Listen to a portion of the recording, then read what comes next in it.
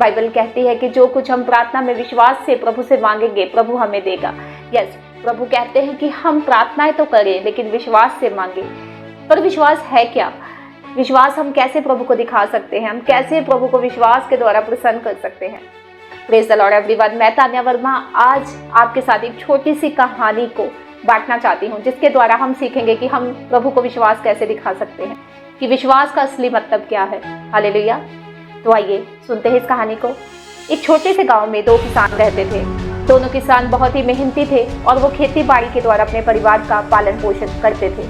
लेकिन एक वर्ष ऐसा आया, एक साल ऐसा आया जिस दिन बारिश नहीं हुई। उनकी जमीनें सूख गई। वो बहुत परेशान हो गए। वो सोचने लगे कि अब क्या होगा। वो बहुत ही चिंतित रहते, बहुत निराश रहते। फिर दोनों ने फैसला किया कि वो प्रभु से प्रार्थना करेंगे कि परमेश्वर बारिश को भेजे। उसमें से पहले किसान ने प्रार्थना की परमेश्वर के आगे, और वो प्रार्थना करने के बाद अपने घर वापस चला गया। वो रोज प्रार्थना करता और आसमान की ओर देखता रहता कि कब बारिश आए, लेकिन बारिश नहीं आई। वो बहुत निराश रहता, लेकिन वो प्रार्थना करता रहता। वहीं दूसरी ओर जो दूसरा किसान था, उसने भी प्रभु के आगे प्रार्थना की। प्रार्थना करने के बाद वो अपने खेतों में चला जाता और बीजों को बोता, जो उससे बन पड़ता वो करता। कुछ दिन बीतने पर प्रभु ने उनकी प्रार्थनाओं को सुना और बारिश आई।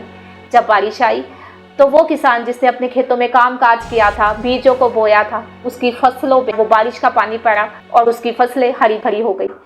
वो किसान बहुत ही प्रसन्न हो गया। पर वो दूसरा किसान जिसने केवल प्रार्थनाएं की थी और अपने खेतों में कोई तैयारी नहीं की थी, जब बारिश आई उस बारिश का फायदा वो किसान नहीं ले पाया, क्योंकि उसने अपने खेतों में बीजों को ही नहीं बोया था।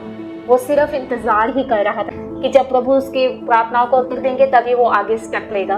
लेकिन परमेश्वर का वचन हमें ये बताता है कि प्रभु विश्वास करने वालों से प्रसन्न होता है, और विश्वास को हम कर्म के द्वारा दिखा सकते हैं, जो कि वो दूसरे किसान ने किया। आज बहुत सारे लोग प्रार्थनाएं करते हैं लेकिन उनके अंदर विश्वास की कमी है। उनका विश्वास केवल शब्दों का है, लेकिन परमेश्वर शब्दों से नहीं कर्मों से प्रसन्न होता है।